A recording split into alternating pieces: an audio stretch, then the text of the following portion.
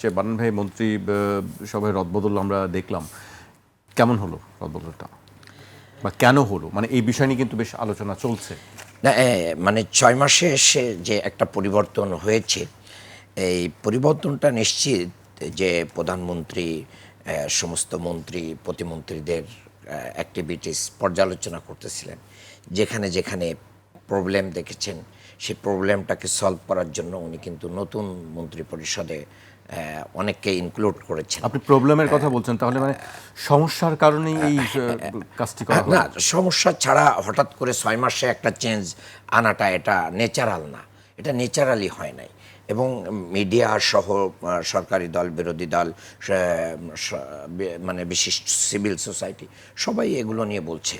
তো সরকার যেটা করেছেন যে কাউকে বাদ দেন নাই, এই এই এই জায়গাটা রেখে দিয়ে করেছেন যাতে করে মানে এই সমালোচনাটা আরও তীব্র না হয় যে অমুককে বাদ দিয়ে দেওয়া হয়েছে, তাহলে এখানে সরকার সত্যিই ব্যর্থ হয়েছে। এই জায়গাটা সরকার কেয়ারফুলি হ্যান্ডেল করেছে। আমি এটা একটু আপনার একজন মন্ত্রীকে সম্ভবত ওনাকে রাজনৈতিক উপদেষ্টা করে আর আমি আপনার কাছে আসছি, একটু যোগ করি। আজকে একটা গণমাধ্যমের শিরোনাম করেছে, যে টাইমস অফ বাংলাদেশের দ্বিতীয় শিরোনাম করেছে যে মন্ত্রিসভার রদবদল পুরনো পথেই তারা হাঁটছে।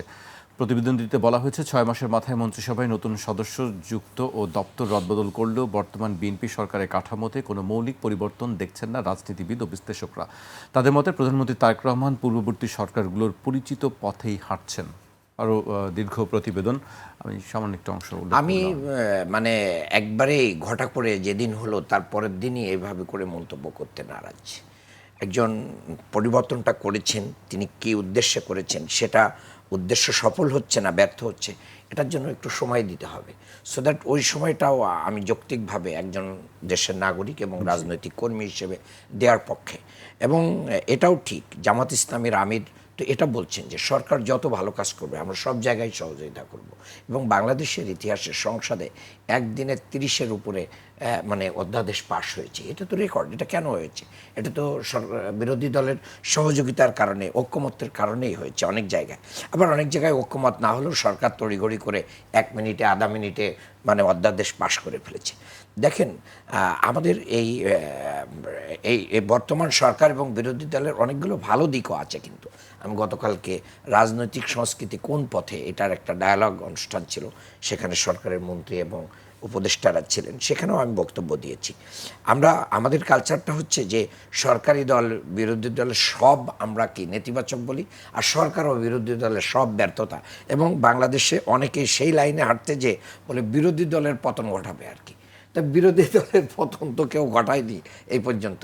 হ্যাঁ, বিরোধী দল যদি তার অ্যাক্টিভিটিস না করতে পারে, জনগণ বিরোধী দলের পতন ঘটাতে পারে, কিন্তু সরকার এভাবে করে তো পারবে না। সরকারকে যদি বিরোধী দলের পতন ঘটাইতে হয় সরকারি দলকে, তাহলে জনগণের সন্তুষ্টির চ্যালেঞ্জ নিতে হবে। সেই চ্যালেঞ্জ নেওয়া যে কোনো সরকারের পক্ষেই কি অনেক বড় ধরনের মানে বিরোধী দলের কি জবাবদিহিতার জায়গা নেই? জবাবদিহিতা আছে। বিরোধী দল কেন জবাবদিহিতাই নাই? বিরোধী দল তো নির্বাচিত প্রতিনিধি। এই যে এতগুলো সমস্যা, আপনারা শুধু প্রস্তাব দিচ্ছেন, সেই প্রস্তাবগুলো আসলে কতটুকু বাস্তবায়ন হচ্ছে কিনা, সরকার গুরুত্ব সহ নিচ্ছে কিনা, সরকার যে আপনি যে অনেকগুলো সমস্যার কথা বলেছেন সেই সমস্যার জায়গাগুলো সরকার অ্যাড্রেস করছে কিনা বা আপনাদের সুপারিশ অনুযায়ী চলছে কিনা, সেটি কি দেখার। হ্যাঁ, আমরা দেখেন এই সংকটটাকে মোকাবেলা করার জন্য বিরোধী দলের অ্যাক্টিভিটিসকে আমরা ৩টা ওয়েতে আমরা এটা বাস্তবায়ন করার চেষ্টা করছি। একটা হচ্ছে যখন সংসদ চলে, সংসদের ভিতরে আমরা এটা নিয়ে বক্তব্য দিচ্ছি। সংসদ তো হচ্ছে রাজনীতির একটা বড় কেন্দ্রবিন্দু, এই জায়গাতে আমরা জনগণের পক্ষে কথা বলছি। সরকার যখন সংসদে এটা শুনছে না, তখন আমরা সভা, সেমিনার, বুদ্ধিজীবী, মিডিয়া। নগদ নিয়ে এলো হার না মানা হার অফার। সর্বনিম্ন ১০,০০০ টাকা রেমিটেন্স নগদে পাঠালে থাকছে স্বর্ণের হার জেতার সুযোগ।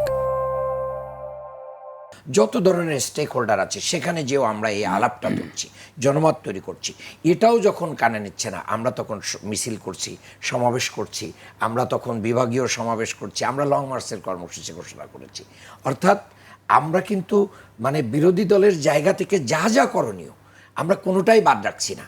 এবং সরকারকে আমরা এও বলছি, আপনারা যদি লাস্টলি আমাদেরকে না শোনেন, তাহলে আপনাদেরকে আমরা ফ্যাসিস্ট হতে দেব না। তার মানে কি? ফ্যাসিস্ট হতে দেব না অর্থ হচ্ছে আপনাকে আমরা থামাবই, কিন্তু আমরা এটাকে আবার অনেকে কি বলছে যে পতন ঘটায় দিব, টেনে স্ট্রে নামাবো না। আপনি যদি আমাদের সমালোচনাকে রিসিভ করে, যে মোস্তফা বললেন যে যদি সরকার পজিটিভলি নেই, তাহলে তো আমরা সরকারকে আরও সহযোগিতা করবো, এটা বাস্তবায়ন করেন। হ্যাঁ, সরকার বলছে সংকট, আমরাও বলছি সংকট, কিন্তু সংকট সমাধানে দুইটা বিষয় খুব গুরুত্বপূর্ণ। সরকার কি কি ইনিশিয়েটিভ নিয়েছে এটা জনগণের সামনে ওপেন করতে হবে, এবং জনগণ সেটাকে গ্রহণ করে কিনা, সুদীজনরা গ্রহণ করে কিনা, বিকল্প কিছু করণীয় ছিল কিনা, এটার একটা ব্যাপার। আপনাদের পরামর্শ কি গ্রহণ করছে বিরোধী দলের পরামর্শ? আমরা সব করছে না, আমরা এটা তা বলছি না, কিন্তু কিছু কিছু করছে। কিছু কিছু সরকারের সীমাবদ্ধতার কারণে করছে কি করছে না, কিছু কিছু সরকার রিপ্লাই দিচ্ছে না, তো যার কারণে এটা সময় লাগবে, কারণ সংকটগুলো তো মানে ক্রমেই ঘনীভূত হচ্ছে। আরেকটা জিনিস দেখেন যে আমরা দুইটা সেক্টরকে এখনো বাংলাদেশের মানুষের বিশ্বাসযোগ্যতার জায়গায় নিয়ে আসতে পারি নাই। আমাদের ব্যাংকিং সেক্টর, যেখানে মানুষ টাকা রাখবে, এই সেক্টরগুলোকে দলীয়করণ এবং দুর্বৃত্তপরায়ণ মানুষদের কাছে আমরা দিয়ে দিচ্ছি। বাংলাদেশ ব্যাংকের মতন একটা জায়গায় গভর্নর আমরা দলীয় দৃষ্টিকোণ থেকে এবং একাডেমিক জায়গাকে বাদ দিয়ে আমরা একজন ব্যবসায়ীকে নিয়োগ দিয়েছি। এটা কিন্তু সাধারণ মানুষের সাইকোলজি কী করেছে, মানে অ্যাটাক করেছে। আবার দেখেন আপনি ইসলামী ব্যাংক সহ বিভিন্ন ব্যাংকে সরকারের অস্থিরতা আছে। এসালম গ্রুপকে সহযোগিতা করার বড় ধরনের কোশ্চেন কিন্তু সরকারের সামনে আছে। এরপরে আরেকটা বড় সেক্টর আমাদের মানে বাংলাদেশের অর্থনীতিতে প্রবাসীরা যে ভোটাধিকার নতুন করে পেল, তারা তো এই বাংলাদেশে তাদের সেই রেভিনিউটা পাঠাতে চায়, কিন্তু সেটা পাঠিয়ে সেটার যে নিরাপত্তা, আজকে যখন একজন প্রবাসীর স্ত্রী ধর্ষিত হয়, তার সম্পদ লুণ্ঠন হয়, তার উপরে যে নেতারা পিটায়, একজন ডাক্তারের চেম্বারের ভিতরে যে পিটায়, একজন ইউনোর অফিসে যে পিটায়, থানা ঘেরাও করেও মানে ছিনতাই করে নিয়ে আসে, এগুলো যখন হয় তাহলে একজন প্রবাসী থেকে তখন তো তার সন্তান তার এগুলোকে, আর বাংলাদেশ থেকে একটা বড় ধরনের মেধা বিদেশে চলে যাচ্ছে, যারা এই দেশকে একটা বড় ধরনের ডেভেলপমেন্টের জায়গায় নিয়ে যেত। An idea can change everything. তা আইডিয়া জেনারেট করে কারা? মেধাবীরা করে। আপনি মেধাবীদেরকে তো সেই স্থান আমরা দিতে পারছি না। আপনি দেখেন সরকারের কেউ যেরকম রাশেদ গং যিনি আছেন, ওনাকে অ্যাসাইন করা হয়েছে মনে হয় বিরোধী দলের অলওয়েজ উনি কী করতে থাকবেন, মানে যা যা বলা যায় করা যায় এটার জন্য, অথচ জনগণ এটা ভালোভাবে নিচ্ছে না, কারণ জনগণ তো ভালো থাকলে। উনি কি মিথ্যা কথা বলছেন? হ্যাঁ, উনি তো চরম মিথ্যাচার করছেন, উনি মিথ্যাচারের একটা এজেন্সি নিয়েছেন। কাজেই আমি মনে করি সরকারকে এগুলো থামাইতে হবে। সরকারের এই যে দেখেন সরকারি একটা জায়গা থেকে কি পররাষ্ট্র দপ্তরে বা এজেন্সি বলছেন, এটি কি সম্ভব? একেবারেই নির্জলা মিথ্যাচার কি সম্ভব, নাকি কিছু সত্য আছে তার বক্তব্যে? না, কি সত্য আছে এটা তো জনগণ বুঝতে পারতেছে। আপনি আমার বিরুদ্ধে একটা কথা বলছেন, আপনি বলছেন এটা সত্য, কিন্তু আমার সম্পর্কে উনি ভালো জানেন। উনি বলছেন কি পাগল কি বলে, তা পাগলে কি খায়, কি বলে, ছাগলে কি না খায়, এগুলো এখন তার তো ওই নিজের বাড়ির এলাকায়, নির্বাচনী এলাকায় নিজের দলের কর্মীদের কাছেই জায়গা নেই, তাহলে সে এত ভালো পারফরমেন্স তো তাই। এবং এই যে নূর সাহেব আরেকজন নতুন করে শুরু করেছেন, ঠিক আছে, তো নূর সাহেবরা যে মানে ইসরায়েলির এজেন্ট, এগুলো মানুষের কাছে খুব ওয়েল নন, এবং তারাই সম্প্রতি কুষ্টিয়া যে ঘটনা হয়েছে সেই ঘটনার পরে তো আপনাদেরকে তারা দায় দিয়েছে। না, কুষ্টিয়ায় যে ঘটনাটা ঘটেছে আমাদের পরে দায় দিবেন কেন? এটা তো স্পষ্ট যে একজন এমপি যাচ্ছেন, তার বাড়ির উপরে যে বাড়ির ভিতরে যে আক্রমণ হয়েছে, মিডিয়ায় আসছে, বাড়ির ভিতরে এমপির গাড়িতে আক্রমণ হয়েছে, একবারে ভিডিওতে দেখা যাচ্ছে এমপির বাড়ির ভিতরে ঢুকে গেছে। আপনি বাড়ির পরে যে এমপির কি লোক নাই, নিষিদ্ধ করার ব্যাপারেও বক্তব্য দেখেছি যে জামায়াত ইসলামী নিষিদ্ধ করা উচিত। এই বক্তব্যটা আওয়ামী লীগের বক্তব্যের সাথে মিলে যায়।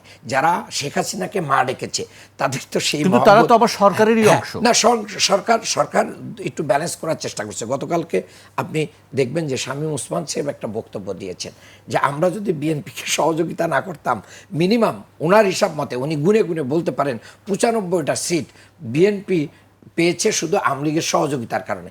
এটা কোট আনকোট, এটা কিন্তু শামীম ওসমানের বক্তব্য, আমার বক্তব্য না। বাংলাদেশের নাগরিক যে দলকে ইচ্ছা সেই দলকেই ভোট দিতে পারে, এটা মানে এই স্বাধীনতা আছে। আমরা রাজনৈতিক কালচারেরও কিন্তু একটা বড় পরিবর্তন ঘটেছে। আপনি দেখেন যে প্রধানমন্ত্রীও ঘটিয়েছেন যে তিনি নির্বাচিত হওয়ার পর শপথ নেওয়ার আগেই বিরোধী দলের ছোট বড় সকল দলের কাছে গিয়েছেন। আবার জামাত ইসলামী যেটা করলো, এই যে প্রেসিডেন্ট নির্বাচনের দিন এর ভিতরেই মানে সংসদের ভিতরেই তিনি কি করলেন, আমাদের নেতাদের সাথে প্রেসিডেন্ট কোলাকুলি করলেন, এবং আমাদের নায়েবে আমির উনি মানে একজন সজ্জন ব্যক্তি, ইমোশনালি উনি প্রেসিডেন্টের কপালেও চুমু দিয়েছেন। এটা তো সাইন অফ লাভ, তাই না, রেসপেকটেশন। তো এই রাজনীতিটাও আমরা দেখতে চাই, কিন্তু আমরা এই রাজনীতি করব আবার মানে বিরোধী দলের আসনগুলোতে সমবন্টন করব না। আবার ইতিহাস আবার অনেকে আবার পুরাতন কথা বলে যে আওয়ামী লীগ জামায়াতের জাতীয় পার্টির যে সম্পর্ক সেদিকে আবার চলে যাবে। না, এই জায়গায় আমাদের বক্তব্য তো ক্লিয়ার যে আমাদের এমপিদেরকে 20 লাখ দিলে ওনারা 80 লাখ নিচ্ছেন, ওনারা বিভিন্ন জায়গায় যে সমস্ত সুবিধাগুলো নিচ্ছেন, এটা আপনি রাষ্ট্রের জনগণ প্রতিটা আসনকে সমান দিবেন, কে আপনার দলের হোক আর নির্দল হোক। এই যে মহিলা এমপি, যারা নারী এমপি আছেন আমাদের, এখন তো মহিলাও বলা যাবে না, মনে হয় একটু চেঞ্জ আসছে।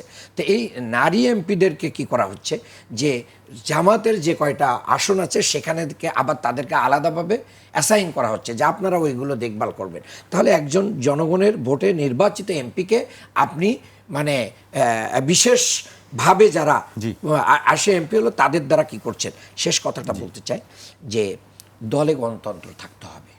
দলে গণতন্ত্র না থাকলে দেশের ভিতরে গণতন্ত্র চর্চা করা যাবে না। জামাত ইসলামী সকল সংকটের ভিতরেই দলের ভিতরে এই গণতন্ত্র তারা অব্যাহত রেখেছে। সোশ্যাল মিডিয়া আমরা অনেক কিছু ফেক থাকে, অনেক কিছু ভালো থাকে, কিন্তু এই অভ্যুত্থানে আগে 5ই আগস্টে 4ই আগস্ট পর্যন্ত কয়টা মিডিয়া মানে এই অভ্যুত্থানের পক্ষে এবং সরকারের বিপক্ষে দাঁড়িয়ে ভূমিকা রাখতে পেরেছে? খুবই নগণ্য। এই সোশ্যাল মিডিয়ার বদৌলতেই কিন্তু একটা অভ্যুত্থান হয়েছে। সরকার যদি এগুলোকে মূল্যায়ন করতে না চায় তাহলে কিন্তু সরকারের প্রবলেম হতে পারে। আর নির্বাচনের কথা বলেছেন, নির্বাচনের যে দাবি, সেই দাবির বিষয়টা কি? প্রথম দিকে এই নির্বাচনে জিকির যেভাবে বিএনপি করতেছিল, ইন্ডিয়া করতেছিল যে নির্বাচিত সরকার না আসলে আমরা সম্পর্ক করব না, এবং আওয়ামী লীগের আরাফাত রহমান সাহেব সহ আরও কয়েকজন একইভাবে বলতেছিলেন।